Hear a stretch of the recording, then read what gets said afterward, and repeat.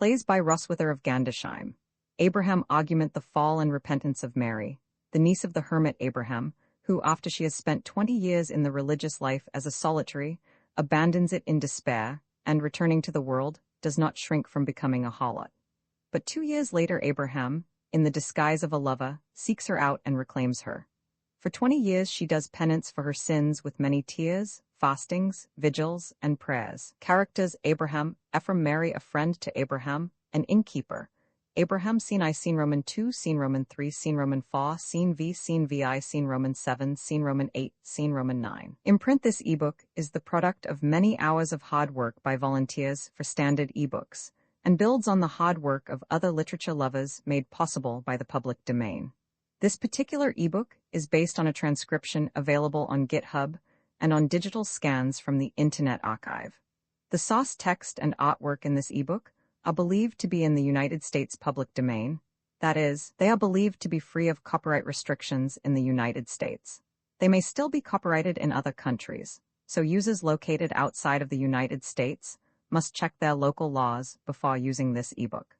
The creators of, and contributors to, this ebook dedicate their contributions to the worldwide public domain via the terms in the CC 01.0 Universal Public Domain Dedication. For full license information, see the uncopyright at the end of this ebook. Standard eBooks is a volunteer-driven project that produces ebook editions of public domain literature using modern typography, technology, and editorial standards, and distributes them free of cost.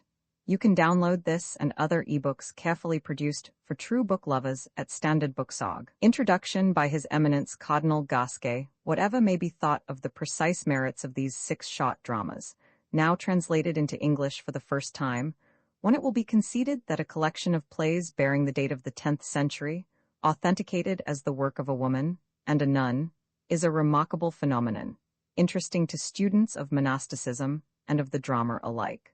At one time, it is interesting to note, it was suggested that the author of these dramas was an Englishwoman. In fact, the English scholar, Lawrence Humphrey, who first introduced them to notice in this country, endeavored to prove that Roswitha was no other than St. Hilda of Northumbria. His theory cannot, of course, be maintained, but the very anxiety shown to identify this talented poetess and dramatist as a native of this country is evidence of the high estimation in which her compositions were held in the 16th century, the time when Lawrence Humphrey, an exile from England for his religion, learnt to know them in Germany. It is now an established fact that the plays are the work of a Benedictine nun of Gandersheim, in Saxony, and their merits certainly justify her biographer's exclamation, Rar avis in Saxonia visor est. It used to be assumed that between the 6th and the 12th century all dramatic representations ceased, but each of these centuries, when patiently searched, has yielded some dramatic texts. The feudal period, reckoned the most barbarous, and Germania, set down then, as later in history, as the least civilized of countries, have produced the most considerable and least imperfect of these texts in the plays of Roswitha, or Roswitha, a nun of the Order of St. Benedict, who spent her religious life in the convent of Gandersheim. There is a marked difference between her plays and such dramas as The Mystery of the Wise and Foolish Virgins, which is little more than an amplification of the sequence of the liturgy. We find here an author familiar not only with the scriptures, the works of the fathers of the church, of the hagiographers, and of the Christian philosophers, but with Plautus, Terence, Horace, Virgil, and Ovid, an author who, on her own confession, took the theatre of Terence as her model. The Abbey of Gandersheim, where these plays were written, was founded about the year 850 by Ludolf, Duke of Saxony, at the request of his wife Oda, a Frankish princess. Although these were what men call the Dark Ages, the darkness was comparative. The Saxon court at this time was enlightened, and the abbeys of Saxony, notably that of Caubaye, were centers of learning and civilization. Gandersheim was one of the free abbeys, that is to say its abbess held it direct from the king. Her rights of overlordship extended for many miles. She had her own law courts and sent her men-at-arms into the field. In fact, she enjoyed the usual privileges and undertook the usual responsibilities of a feudal baron, and as such had the right to a seat in the imperial diet. Coins are extant, struck by the abbesses of Gandersheim, whose portraits they bear. During the 10th and 11th centuries, These abbesses were drawn chiefly from the royal house of Saxony, which had been raised to the dignity of the imperial throne of Germania. Leuchfeld, in his voluminous history of Gandersheim, quotes a contemporary chronicler who praises the royal nuns for keeping all luxury and state out of the life of the community, and for observing the rule of St. Benedict strictly. They were forbidden, says the chronicler, to eat away from the common table at the appointed times, except in case of sickness. They slept together, and came together to celebrate the canonical hours, and they set to work together whenever work had to be done. The abbess who ruled the community in Roswitha's time was Gerberg, or Gerberga, a niece of the Emperor Otho I. Gerberg was a good classical scholar, and Roswitha tells us, in one of the introductory prefaces with which, fortunately for posterity, her works are freely sprinkled, how much she owed to the tuition of this abbess. Younger in years than I, but far older in learning. It is from such sentences as this that we are able to gain a little information about Roswitha's life. Her mention of certain historical events and personages proves that she was born after the year 912 and before the year 940, the known date of Gerberg's birth. She seems to have entered the religious life at Gandersheim when she was about 23 years old. She tells us nothing about her antecedents, but as Gandersheim was an exclusive house, we may assume that she was of gentle birth. What education or experience of the world she had had before she became a nun is a matter of guesswork. Roswitha wrote in Latin, the only language used in the 10th century in the West for literary composition.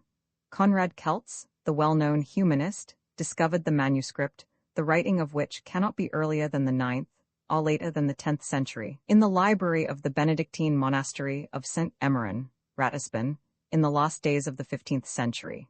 In the year 1501, it was printed. This first edition has an interesting frontispiece representing the nun poet and dramatist presenting her works to the Emperor Otho Roman II in the presence of her abbess Gerberg, who wears the crown of a Fuestabten. This and the other plates illustrating incidents in the plays have been attributed to both Dürer and Cranach, but they are not signed. Another edition, that of Schurzfleisch, in nearly all respects a reprint of the first, was issued in 1707, augmented with biographical and philological notes. The text given in the Latin Patrology Mean, Thomas 137, is taken from the Schurzfleisch edition. More valuable to the student is Magnan's edition. The French commentator collated the Keltz and Schurzfleisch texts with the original manuscript, which in 1803 had been moved from St. Emmeran to the Munich Library, and found one or two readings preferable to those of Keltz. Magnan also restored some stage directions omitted by Keltz, one of which, in the 8th scene of Callimachus, affords, as the English translator notes, valuable evidence that the play was acted, or at least intended for representation. The original manuscript is divided into 3 parts. The first contains 8 poems or metrical legends of the saints in which reliable authorities are carefully followed, much skill being shown, however, in the arrangement of the material and in the handling of the leonine hexameter. The second part consists of the 6 plays here given in English, the third, of a long, unfinished poem called Panegyric of the Othos. Keltz changed the order, which is to be regretted, as it is obviously chronological. Roswitha's preface to Part Roman III shows more confidence than the preface to the plays, and very much more than the diffident preface to the poems. One of these poems, Passio Sancti Pelagiae, once enjoyed a very high reputation and is often quoted by Spanish and Portuguese hagiographers. The Bollandists print it entire in the Acta Sanctorum. It has another interest in that Roswitha tells us that she obtained her facts from a witness of the saint's martyrdom. Although Roswitha claims Terence as her master in the art of playwriting, it cannot be said that she imitates him closely. When Paphnutius was acted in London in 1914, the dramatic critic of the Times was justified from one point of view in asserting that Roswitha's style is not in the least Terentian. For one thing, she is quite indifferent to the unities, and transports us from place to place with bewildering abruptness. Her relation to Terence, as she herself insists, is one of moral contrasts rather than of literary parallels. The situation in Terence's comedies almost invariably turns on the frailty of women, in Roswitha's plays as invariably on their heroic adherence to chastity. Although considerable variety is shown in the treatment of each story, the motive is always the same, to glorify uncompromising fidelity to the vow of virginity. This nun-dramatist deals courageously, but it must be added, delicately, when it is remembered that she lived in an age when even the best educated were neither fastidious nor restrained in manners or conversation, with the temptations which her characters overcome. The preface to her plays shows that it was not without some qualms of conscience that she wrote of things which should not even be named among us.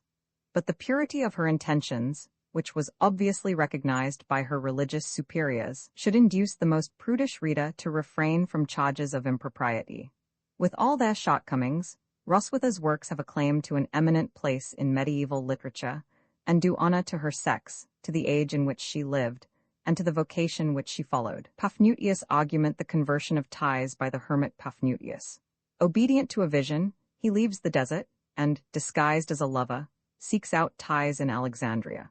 She is moved to repent by his exhortations, and, renouncing her evil life, consents to be enclosed in a narrow cell, where she does penance for 3 years. Paphnutius learns from a vision granted to Antony's disciple Paul that her humility has won her a place among the blessed in paradise. He brings her out of her cell, and stays by her side until her soul has left her body.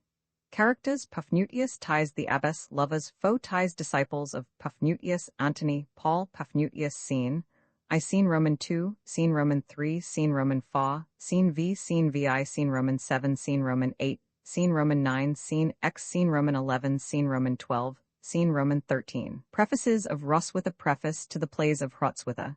German, religious and virgin of the Saxon race, there are many Catholics, and we cannot entirely acquit ourselves of the charge, who, attracted by the polished elegance of the style of pagan writers, prefer their works to the Holy Scriptures.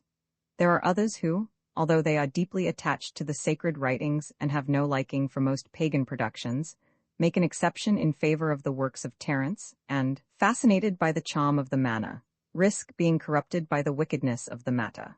Wherefore I, the strong voice of Gandersheim, have not hesitated to imitate in my writings a poet whose works are so widely read, my object being to glorify, within the limits of my poor talent, the laudable chastity of Christian virgins in that self-same form of composition which has been used to describe the shameless acts of licentious women. One thing has all the same embarrassed me, and often brought a blush to my cheek. It is that I have been compelled through the nature of this work to apply my mind and my pen to depicting the dreadful frenzy of those possessed by unlawful love, and the insidious sweetness of passion, things which should not even be named among us.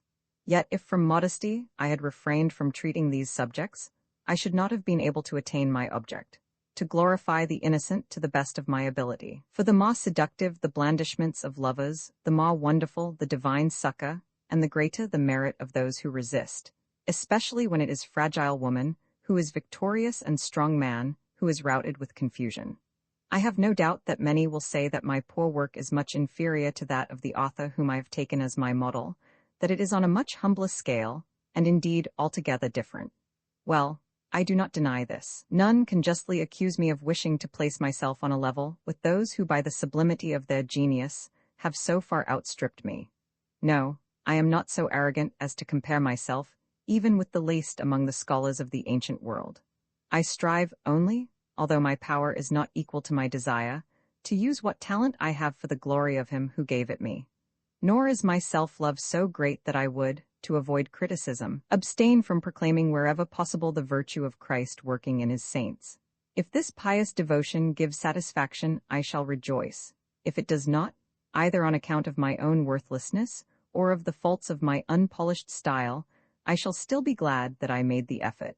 In the humbler works of my salad days, I gathered up my poor researches in heroic strophes, but here I have sifted them into a series of dramatic scenes, and avoided through omission the pernicious voluptuousness of pagan writers.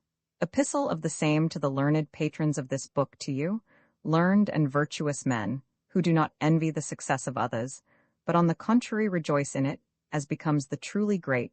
Roswitha, poor humble sinner, sends wishes for your health in this life and your joy in eternity. I cannot praise you enough for your humility, or pay an adequate tribute to your kindness and affection. To think that you, who have been nurtured in the most profound philosophical studies, and have attained knowledge and perfection, should have deigned to approve the humble work of an obscure woman. You have, however, not praised me, but the giver of the grace which works in me, by sending me your paternal congratulations, and admitting that I possess some little knowledge of those arts, the subtleties of which exceed the grasp of my woman's mind. Until I showed my work to you, I had not dared to let anyone see it, except my intimate companions. I came near abandoning this form of writing altogether, for if there were few to whom I could submit my compositions at all, there were fewer, still, who could point out what needed correction and encourage me to go on. But now, reassured by your verdict, is it not said that the testimony of 3 witnesses is equivalent to the truth? I feel that I have enough confidence to apply myself to writing, if God grants me the power, and that I need not fear the criticism of the learned, whoever they may be. Still, I am torn by conflicting feelings. I rejoice from the depths of my soul that the God through whose grace alone I am what I am should be praised in me, but I am afraid of being thought greater than I am. I know that it is as wrong to deny a divine gift as to pretend falsely that we have received it. So I will not deny that through the grace of the Creator, I have acquired some knowledge of the arts. He has given me the ability to learn. I am a teachable creature, yet of myself I should know nothing. He has given me a perspicacious mind, but one that lies fallow and idle when it is not cultivated. That my natural gifts might not be made void by negligence, I have been at pains, whenever I have been able to pick up some threads and scraps torn from the old mantle of philosophy, to weave them into the stuff of my own book, in the hope that my lowly, ignorant effort may gain more acceptance through the introduction of something of a nobler strain, and that the creator of genius may be the more honored, since it is generally believed that a woman's intelligence is slower. Such has been my motive in writing, the sole reason for the sweat and fatigue which my labors have cost me. At least I do not pretend to have knowledge where I am ignorant. On the contrary, my best claim to indulgence is that I know how much I do not know. Impelled by your kindly interest and your express wish, I come, bowing low like a reed, to submit this little work to your judgment. I wrote it indeed with that idea in my mind, although doubt as to its merits has made me withhold it until now.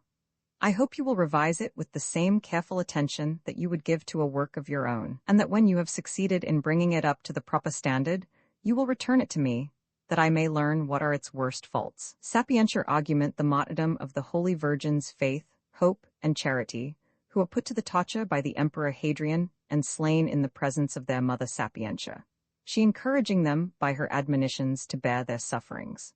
After their death, the Holy Mother recovers the bodies of her children, embalms them with spices, and buries them with honor about 5 miles outside the city of Rome. 40 days later, the spirit of Sapientia takes its flight to heaven, while she is still praying by her children's graves. Characters: Antiochus Hadrian, Sapientia, faith, hope, charity, matrons, Sapientia, scene, I scene Roman 2, scene Roman 3, scene Roman 4, scene VI, scene Roman 7, scene Roman 8, scene Roman 9. Plays by Roswitha of Gandersheim, translated by Christopher St. John. Translators note the works consulted include the following: Roswitha opera, edited by Paul Winterfeld. Roswitha opera, edited by H. L. Scherzflesch. Roswitha opera, edited by Konrad Keltz, Nuremberg, 1501. Petrologiae Cursus Completus, J. P. Mean vol. 137, Abraham, translated into French by C. Cousin, with critical preface. Theatre de Roswitha, Charles Magnin. Origins du Theatre Modern, Charles Magnin. Antiquitates Gandersheimensis, Lukefeld. 6 Medieval Women, Alice Kemp Welch. I am much indebted to Dame Laurentia McLachlan, OSB, Superioress of Stanbrook Abbey, and to the Reverend Paul Bonnet of Lyons University for assistance in the work of translation. Christopher St. John. Uncopyright, may you do good and not evil. May you find forgiveness for yourself and forgive others. May you share freely, never taking more than you give. Copyright pages exist to tell you that you can't do something. Unlike them, this uncopyright page exists to tell you that the writing and artwork in this ebook are believed to be in the United States public domain. That is, they are believed to be free of copyright restrictions in the United States. The United States public domain represents our collective cultural heritage, and items in it are free for anyone in the United States to do almost anything at all with, without having to get permission. Copyright laws are different all over the world, and the source text or artwork in this ebook may still be copyrighted in other countries. If you're not located in the United States, you must check your local laws before using this ebook. Standard ebooks makes no representations regarding the copyright status of the source text or artwork in this ebook in any country other than the United States. Non-authorship activities performed on items that are in the public domain, so-called sweat of the brow, work, don't create a new copyright. That means that nobody can claim a new copyright on an item that is in the public domain for, among other things, work like digitization, markup, or typography. Regardless, the contributors to this ebook released their contributions under the terms in the CC 01.0 Universal Public Domain dedication, thus dedicating to the worldwide public domain all of the work they've done on this ebook, including but not limited to metadata, the title page, imprint, colophon, this uncopyright, and any changes or enhancements to, or markup on, the original text and artwork. This dedication doesn't change the copyright status of the source text or artwork. We make this dedication in the interest of enriching our global cultural heritage, to promote free and libre culture around the world, and to give back to the unrestricted culture that has given all of us so much. Table of Contents Landmarks. A note on the acting of the plays. The evidence that Roswitha's plays were intended for representation has already been discussed. If they were ever acted in her own time at Gandersheim by members of the community, we need not assume that the performances were ludicrously artless. We have only to read contemporary descriptions of the celebrations of great feasts in monasteries in the so-called Dark Ages, or to observe how strong is the element of significant and controlled action in the ceremonial of the Catholic Church as it exists today, to imagine that people accustomed to take part in these dramatic services would have little difficulty in giving an impressive performance of a religious play. Even if we discard the theory that such performances took place, an imaginative conception of what they might have been like will save us, if we desire to act these plays now, from adopting an exaggeratedly primitive method. It is our duty to do our best for them, neglecting no means of emphasizing their dramatic strength and helping their dramatic weakness. As we have no authority in a known convention to guide us, the least we can do is to refrain from inventing a comically crude one based on an arrogant condescension to past ignorance of what in any century is dramatically effective. When Callimachus was brought on to the modern stage, a misleading impression of Roswitha's ability as a dramatist was created by a calculated childishness in the interpretation. All the characters were kept in view of the audience, whether they were concerned in a scene or not, and the end of each scene was marked, as the end of an over is marked in cricket, by a general change in positions. Roswitha's piety was held up to ridicule, and her glorification of chastity burlesque to the satisfaction of those to whom jokes at the expense of old-fashioned virtues never fail to appeal. Drusiana's prayer that she might die rather than yield to Callimachus was greeted with shouts of laughter. And it was said that the mirth was natural and inevitable, because Roswitha's manner is so naive. Yet if she is treated on her merits, not as an archaic freak, she can be impressive enough on the stage, as Edith Craig's production of Paphnutius proved. In this production, the abrupt transition from scene to scene was bridged by the singing of plainsong melodies, derived from MSS, of the 9th century.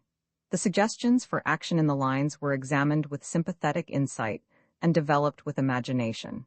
The actors and actresses took their task seriously and used all their skill in making the characters live. The old story of the conversion of ties became new, and although many found Roswitha's treatment of it unpalatable, none found it ludicrous. A comparison of the divergent impressions made by the Roswitha of Callimachus and the Roswitha of Paphnutius is a lesson in the difficulty of sifting what the dramatist has done from what the interpreter has done, a difficulty all the greater when the text of a play is not available. Now that Callimachus can be read, it will be easier for those who saw its solitary performance to recognize that it was travestied on the stage. Imagination, sympathy with Roswitha's uncompromising religious faith, a few sets of curtains, or an interchangeable scene, act as capable either by nature or training of extracting a pound of effect out of an ounce of dialogue, are the foundations on which performances of these plays can be built. Paphnutius, Abraham, and Callimachus are obviously more actable than the others, but I feel that a great deal might be done with sapientia. Perhaps one day it will be possible to arrange a Roswitha cycle for the edification of a few enthusiasts. Meanwhile, Those who share my belief that plays are not plays until they are acted can amuse themselves by thinking over different methods of representation. Callimachus argument the resurrection of Drusiana and Callimachus. Callimachus cherishes a guilty passion for Drusiana, not only while she is alive, but after she has died in the Lord. He dies from the bite of a serpent, but thanks to the prayers of St. John the Apostle, he is restored to life, together with Drusiana, and is born again in Christ. Characters: Callimachus, friends to Callimachus, Drusiana, Andronicus, Fortunatus, the Apostle John, Callimachus, scene, I scene Roman 2, scene Roman 3, scene Roman 4, scene VI, scene Roman 7, scene Roman 8, scene Roman 9. Colophon Plays was published in 1923 by Roswitha of Gandersheim. It was translated from Latin by Christopher St. John. This ebook was transcribed and produced for Standard eBooks by Cameron and Coulter, and is based on a digital scans from the Internet Archive. The cover page is adapted from the Monastery of San Pedro, Our Lady of the Snows, a painting completed in 1879 by Frederick Edwin Church. The cover and title pages feature the League Spartan and Sots Mill Gaudi typefaces created in 2014 and 2009 by the League of Movable Type. This edition was released on April 21, 2025, 8:43 p.m., and is based on revision 74D32F7. The first edition of this ebook was released on May 16, 2019, 11:24 a.m. You can check for updates to this ebook, view its revision history, or download it for different e-reading systems at standardbooksorg/ebooks/Roswitha of Gandersheim/plays/Christopher St. John. The volunteer-driven Standard eBooks project relies on readers like you to submit typos, corrections, and other improvements. Anyone can contribute at Standard Booksorg. Dedication to Jerburg, illustrious abbess, venerated no less for uprightness and honesty than for the high distinction of a royal and noble race. Roswitha of Gandersheim, the last of the least of those fighting under your ladyship's rule, desires to give you all that a servant owes her mistress. O my lady, bright with the varied jewels of spiritual wisdom, your maternal kindness will not let you hesitate to read what, as you know, was written at your command. It was you who gave me the task of chronicling in verse the deeds of the emperor, and you know that it was impossible to collect them together from hearsay. You can imagine the difficulties which my ignorance put in my way while I was toiling over this work. There were things of which I could not find any written record, nor could I elicit information by word of mouth which seemed sufficiently reliable. I was like a person in a strange land, wandering without a guide through a forest where the path is concealed by dense snow. In vain, he tries to follow the directions of those who have shown the way. He wanders from the path, now by chance strikes it again, until at last, penetrating the thickness of the wood, he reaches a place where he may take a long-desired rest, and sitting down there, does not proceed further until someone overtakes him, or he discovers the footprints of one who has gone before. Even so have I, obeying the command to undertake a complete chronicle of great deeds, gone on my way, trembling, hesitating, and vacillating. So great was the difficulty of finding a path in the forest of these royal achievements. And now, worn out by the journey, I am holding my peace and resting in a suitable place. I do not propose to go further without better guidance. If I could be inspired by the eloquent words of learned folk, either already set down, or to be set down in the future, I might perhaps find a means of glozing my uncouth workmanship.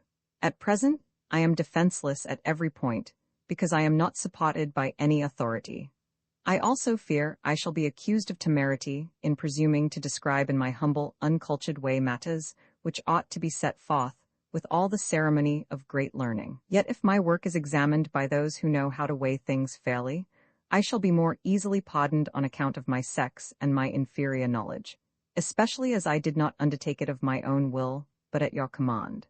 Why should I fear the judgment of others, since if there are mistakes, I should fall only under your censure, and why should I not escape reproof seeing that I was anxious to keep silence?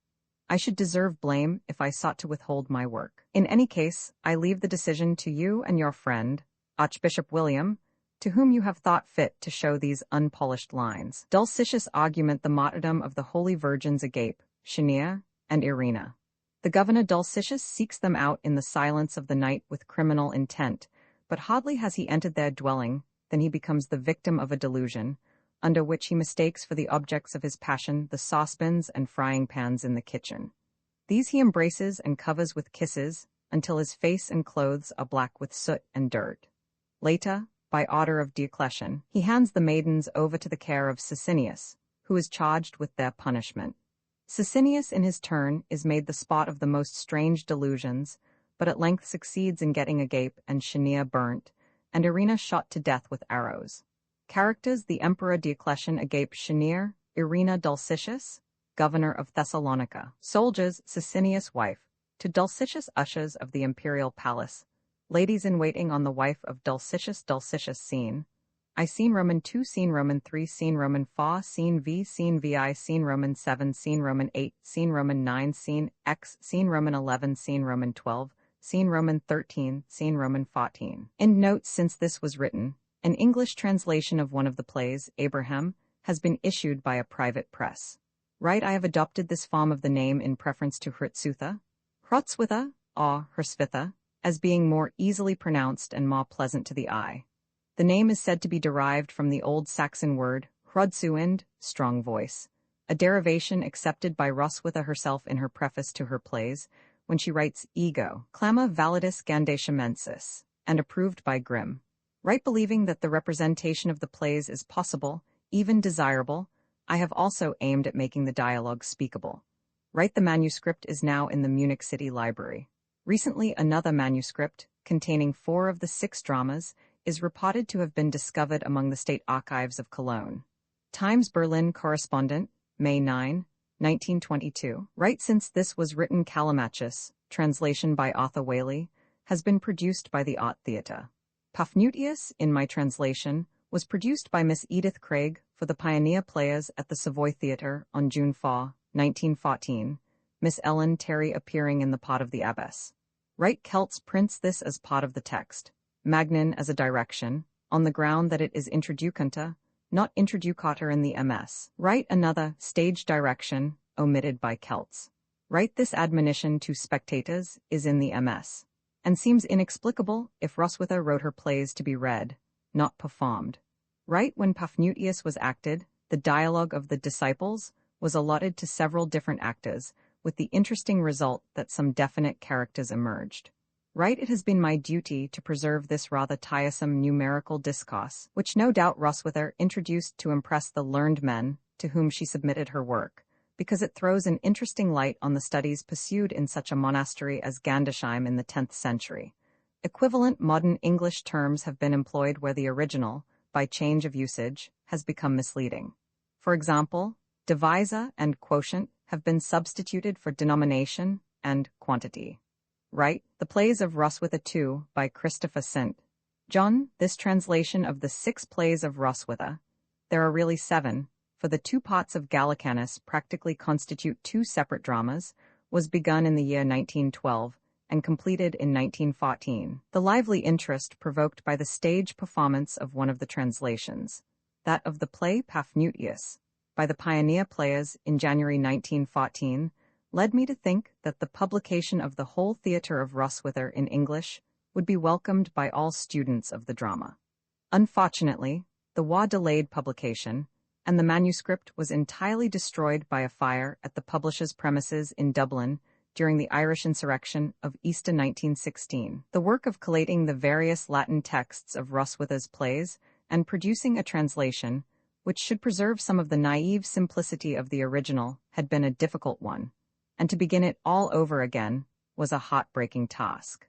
The consciousness that the interest in Roswitha provoked by the performance of Paphnutius had waned did not alleviate the heaviness of spirit in which the work of replacing the burned manuscript was undertaken. Those readers who are unable or unwilling to compare the translations with the original should be warned that Roswitha's dialogue is characterized by a simplicity and conciseness hardly attainable in any tongue but Latin. The difficulty of finding equivalents for the terse phrases employed tempts the translator to write them up. Although I have aimed at producing a readable translation for lovers of the drama in all its forms rather than an exact paraphrase for scholars, I have tried to resist this temptation at the risk of making the dialogue seem at times almost ludicrously bald, except in a few cases where the use of thou seemed dramatically fit, 2 has been rendered by you. Roswitha's style is colloquial, and the constant employment of the singular pronoun would misrepresent its character. The Latin is not obsolete, and it would surely be a mistake to translate it into an obsolete vernacular. Although the author's syntax is decadent, and there is a tendency to make every sentence analytical, her use of words is classical, and her Latin in this respect superior to the scholastic Latin of the Middle Ages. The only principle observed in my translation has been the general one laid down by Edward Fitzgerald. The live dog is to be preferred to the dead lion, in translation at any rate. And if this has involved a loss of dignity, I hope there may be some compensating gain in ease and fast. Point 3, in regard to the names of the characters in the plays. When there were well-known English equivalents such as Hadrian and Constantine, I have not hesitated to use them, but when there were none, I have given the Latin names. There is a good precedent for this inconsistency. We speak of Rome and Venice, but we do not try to anglicize Perugia or Assisi. The plays are all founded on well-known legends, which Roswitha follows very closely as regards the facts. But she shows great originality in her use of the facts and in her development of characters often merely indicated in the legends. 3 of the plays, Gallicanus, Dulcitius, and Sapientia, deal with the conflict between infant Christianity and paganism, martyrdoms under the emperors Hadrian, Diocletian, and Julian the Apostate being the chief incidents. Gallicanus, which comes first in the manuscript, shows considerable skill in dramatic construction. Incident follows rapidly on incident.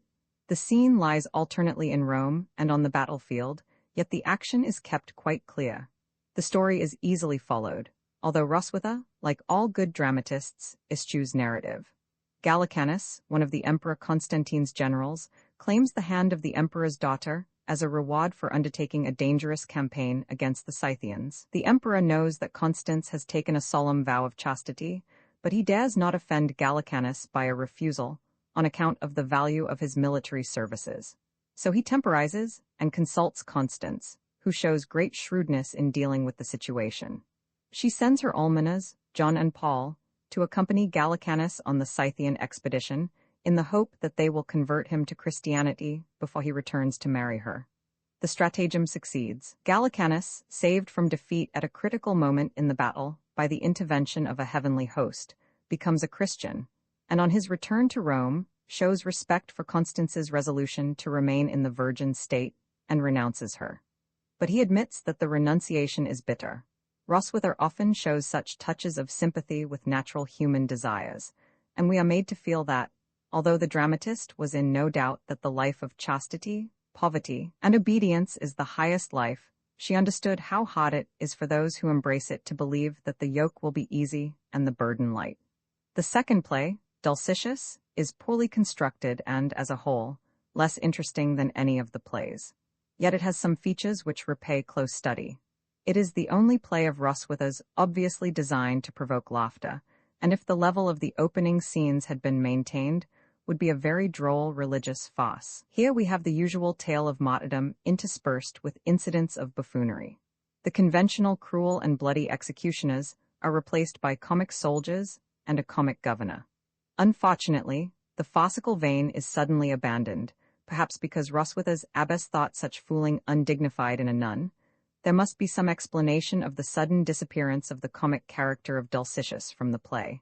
However, even as it stands, Dulcitius is worth a great deal. Since it affords the best proof, we have that Roswitha's plays were written for representation. There is indirect proof in the fact that we know that plays were acted at Gandersheim, as at other monasteries, on great occasions, but here is direct evidence. All the fun of Dulcitius lies in the action. No dramatist who had not in mind the effect on spectators could have conceived the scene in which the foolish governor, black as a sweep from his amorous encounter with the kitchen pots and pans which he mistakes for young women, is chased away from the palace gates, asking the while if there is anything amiss with his fine and handsome appearance. Stage directions, or didascalia, are very rarely found in old dramatic texts, but when Magnin compared Roswitha's original text fa with the first printed edition, he found several which had been omitted by Celts. Callimachus, Abraham, and Paphnutius precede Sapientia in the manuscript, but as the last belongs by reason of its subject to the same group as Gallicanus and Dulcitius, it is more convenient to discuss it next. It is the best constructed of the martyrdom plays, and is singled out for special praise by most of the Roswitha commentators. The final scene, in which Sapientia, having buried the bodies of her martyred children outside Rome, lifts up her soul in an ecstatic prayer for death, is described by Magnin as a ray of Sophocles shining through a Christian mind. Many, however, may find the repetition in the long-drawn-out torture scenes monotonous, and the impertinence of Sapientia's daughters to their imperial persecutor as trying as the real thing must have been. These slips of girls defy law and order, in the person of the Emperor Hadrian, much as in our own day, youthful suffragettes used to defy British magistrates.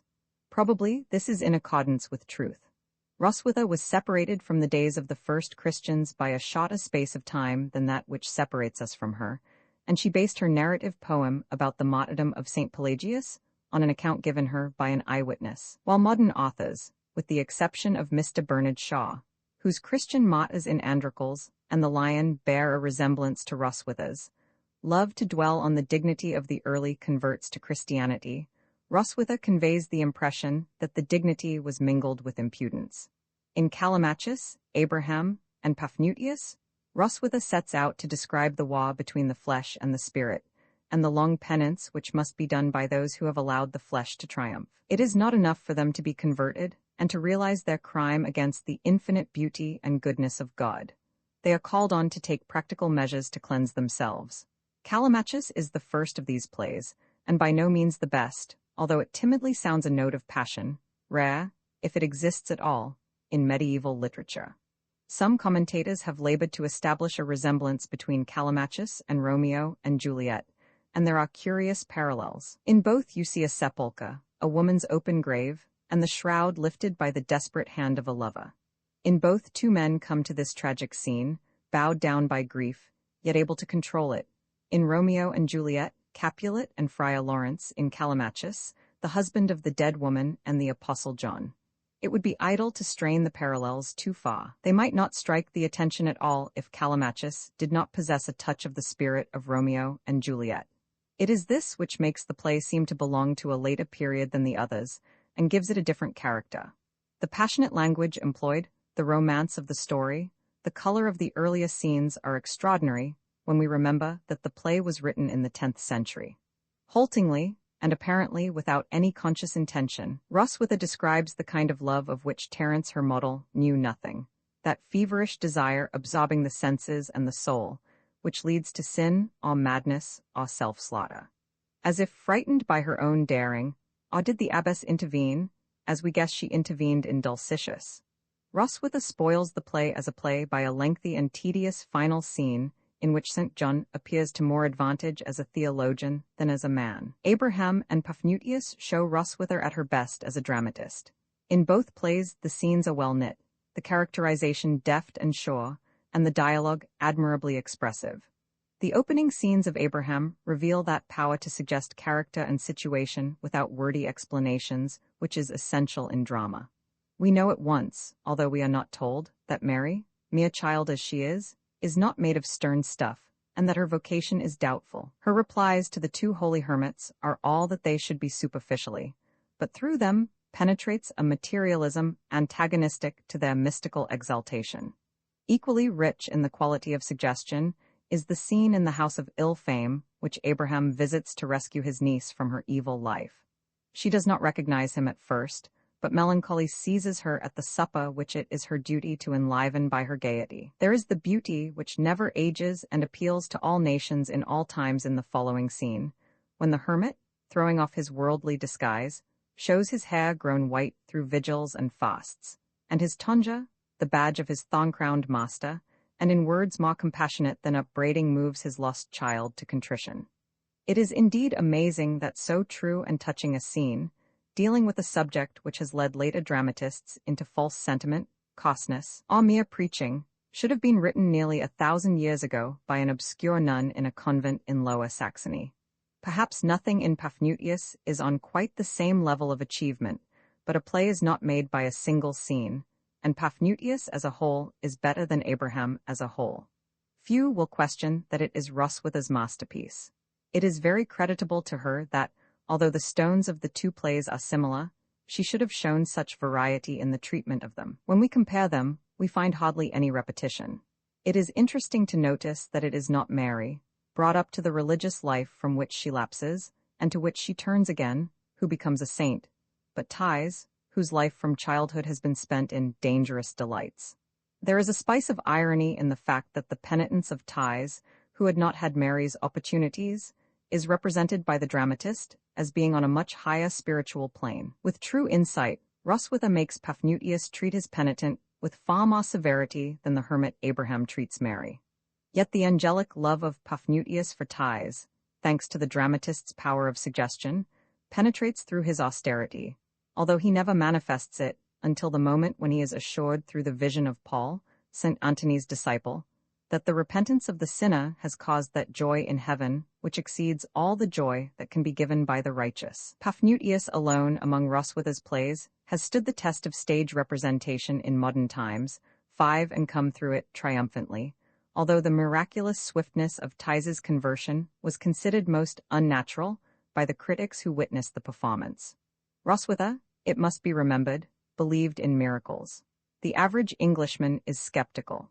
As Mr. Chesterton has pointed out, he will not swear to the possibility of a thing he has not seen, although he is quite ready to swear to the impossibility of a thing he has seen. In the foreword, which Mr. Chesterton wrote for the program of the first performance of Paphnutius, he compared Roswitha's treatment of the story of Thais's conversion with Anatole France's in his well-known novel Thais.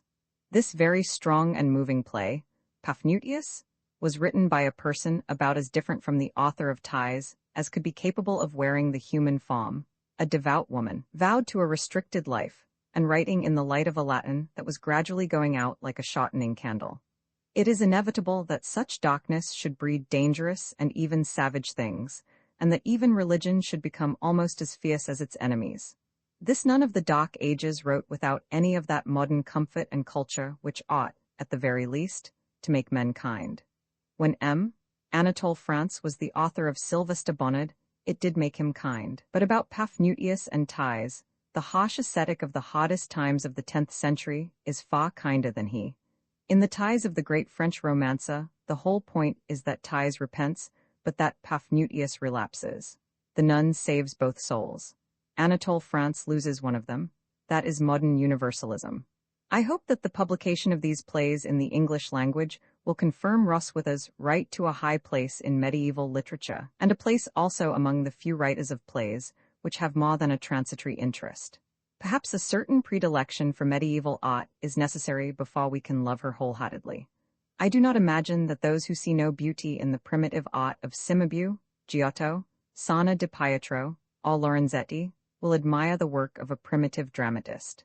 But others who find sincere simplicity, as opposed to affected simplicity, a charm in itself, will take Roswitha to their hearts and will have no difficulty in recognizing her merits. In addition to the 6 plays, I have translated the 5 prefaces printed in Roswitha's complete works, in the hope that the strong voice of Gandersheim, speaking directly to the reader, may win a fresh interest for the plays, and give some idea of the character and attainments of the remarkable woman who wrote them. Gallicanus argument the conversion of Gallicanus, commander-in-chief. On the eve of his departure for campaign against the Scythians, Gallicanus is betrothed to the Emperor Constantine's daughter, Constance, a consecrated virgin. When threatened with defeat in battle, Gallicanus is converted by John and Paul, grand almoners to Constance. He is immediately baptized and takes a vow of celibacy. Later he is exiled by order of Julian the Apostate and receives the crown of martyrdom. John and Paul are put to death by the same prince and buried secretly in their own house. Not long after, the son of their executioner becomes possessed by a devil. He is cured after confessing the crime committed by his father. He bears witness to the merits of the martyrs and is baptized together with his father.